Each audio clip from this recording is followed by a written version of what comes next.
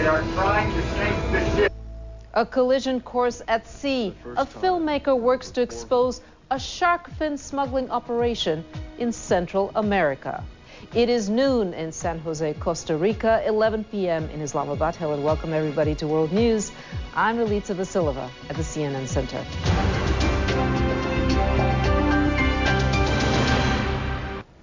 Well, when many people think of sharks, they think of a massive, great white chewing up the shoreline and beachgoers in the movie Jaws. That's what I think about. Well, my next guest wants to change that image we think of and shine a light on the devastating practice of finning.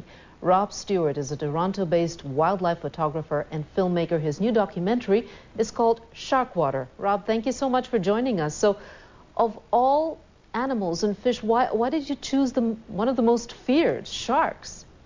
I chose sharks because I realized that people around the world were afraid of sharks, and it was blinding them to the fact that they were being wiped out. Shark populations had dropped, 90% in the last 30 years, and nobody knew and nobody cared because they were afraid of them. So I figured if I could turn that perspective on its head through the film Sharkwater, then maybe people would, care about sharks enough to fight for their protection like they fight for pandas and elephants and bears. But we do need to have some respect for sharks and their territory.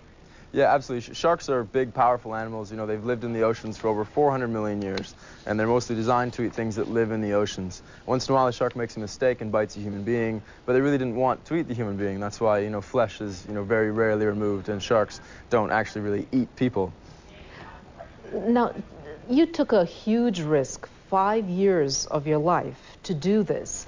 Tell us about what it took to make this documentary. I started out trying to make Sharkwater as a beautiful underwater film that gave people a new perception of sharks. But, the boat that I was on was run by a conservation group called Sea Shepherd Conservation Society. And we ended up in a mid-ocean battle between a pirate long-lining boat that was illegally killing sharks and the conservation ship that I was on that resulted in the two boats colliding.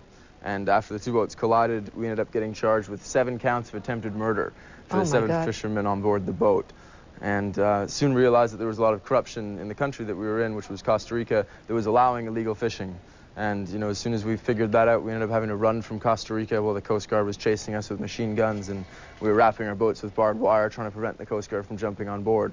And it turned Sharkwater into a really sort of crazier human drama with a shark documentary interwoven into it. Tell us what's the most important thing people need to know about sharks and their importance to the ecosystem. People should know that sharks sit at the top of oceanic ecosystems that have, persisted for 2.5 billion years. Sharks have been on the planet for 400 million years, controlling populations of animals below them.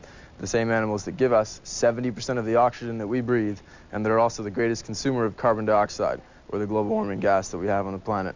So when we're thinking about sharks, we need to be considering that, it's not just the oceans that are in jeopardy, it's human survival. And what do you want people to take away from your documentary? I hope people come away from Sharkwater with a new view of sharks, counter to Jaws, counter to the media's perception that sharks are mindless killers, and also to realize that life depends on life. The reason why there's life on land is because there's life in the oceans that supports it. And without that life in the oceans, any global warming debate couldn't be considered at all, because it's life that allows life on land. And by destroying the oceans every day, we waste 54 billion pounds of fish every year, while 8 million people die of starvation. And every single fishery will have entirely collapsed by the year 2048. Our relationship with the oceans isn't working, and we need these systems for our own survival. Rob, thank you so much. Rob Stewart, director of Sharkwater. Thank you for joining us. I'm Relita Vasilova. I'll be back with a check of the headlines.